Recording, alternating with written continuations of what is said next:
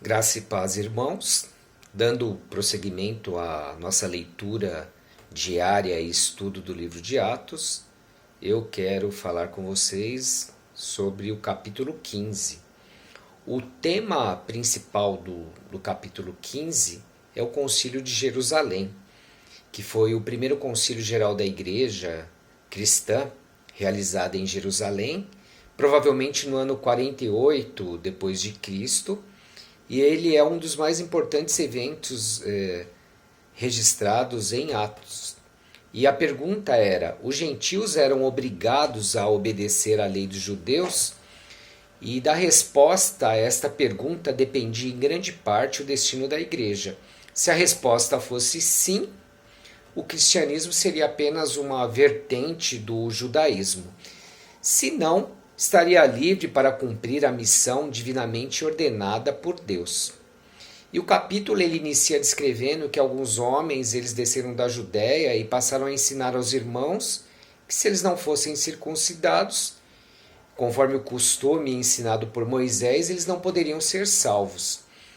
A circuncisão masculina é a remoção do prepúcio do pênis humano, e ela tem o sentido de um sinal de aliança entre Deus e Abraão e seus descendentes, e é um rito de inserção no povo judaico eleito. E a circuncisão, ela é um requisito obrigatório na lei dada a Moisés. Então isso levou Paulo e Barnabé a uma grande contenda e discussão com eles. Assim, Paulo e Barnabé foram designados juntamente com outros para irem a Jerusalém tratar dessa questão com os apóstolos e com os presbíteros. E quando eles chegam a Jerusalém, depois de uma viagem de quase 500 quilômetros, eles foram recebidos pela igreja, particularmente pelos apóstolos e anciãos. E eles relataram quão grandes coisas Deus tinha feito com eles e contaram com um grande número de gentios que haviam sido salvos através da simples fé em Jesus Cristo, sem estarem circuncidados. Então, alguns da seita dos fariseus que tinham crido, também se convertido ao cristianismo, eles se levantaram e afirmaram publicamente que era mister circuncidá-los, os judeus convertidos, e mandar que eles também guardassem a lei mosaica. Então esses fariseus eles estavam totalmente imersos pelo Pentateuco e não haviam lido e entendido suficientemente o Evangelho de Cristo. Então, havendo grande contenda ali também, depois de um grande debate, levantou-se Pedro. Provavelmente ele ocupava um lugar importante nos primeiros dias da igreja, é o que podemos presumir, que era um depositário de uma grande dose de respeito e deferência. E felizmente, por causa da visão que tinha tido na casa em Jope, Pedro estava preparado para ficar do lado certo da questão.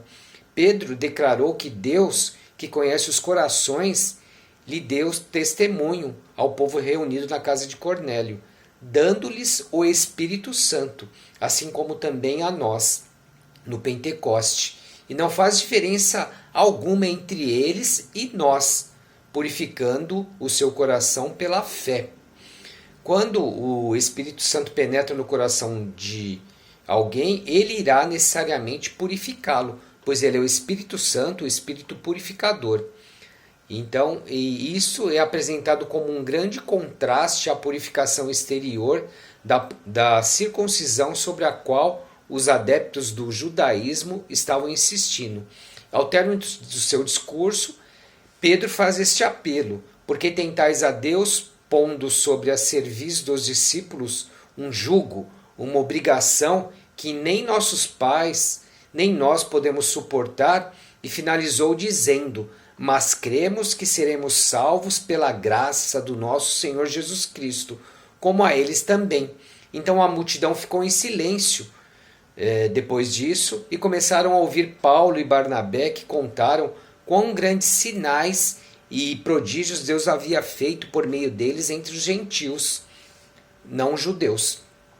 E quando Barnabé e Paulo terminaram, né, Tiago, o irmão de Jesus, que evidentemente era um bispo, um pastor-chefe da igreja de Jerusalém e que agora atuava como moderador naquele concílio, resumiu o assunto e estabeleceu a conclusão.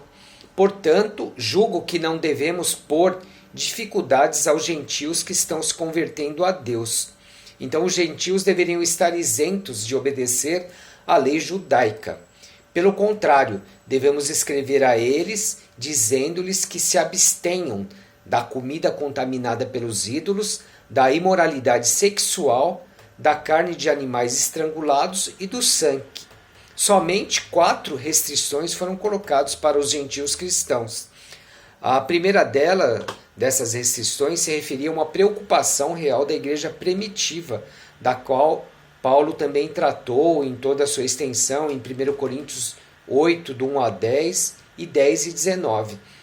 Os animais eram sacrificados aos deuses pagãos e depois a sua carne era vendida nos mercados. Alguns entendem que, de acordo com a decisão do concílio, os gentios convertidos eram proibidos de comer essa carne conscientemente e que Paulo adotou a mesma posição. A outra, a prostituição, que era um pecado extremamente comum entre os pagãos e praticado muitas vezes como parte do seu culto. E os judeus se orgulhavam dos seus elevados padrões morais, e a igreja, naturalmente, também deveria aconselhar e dizer que isso era pecado. Tinham toda a razão de fazer essa exigência aos seus membros. E comer o que era sufocado era evidentemente proibido porque o sangue não era retirado da carne. Portanto, essa exigência estava muito ligada à quarta proibição de comer carne.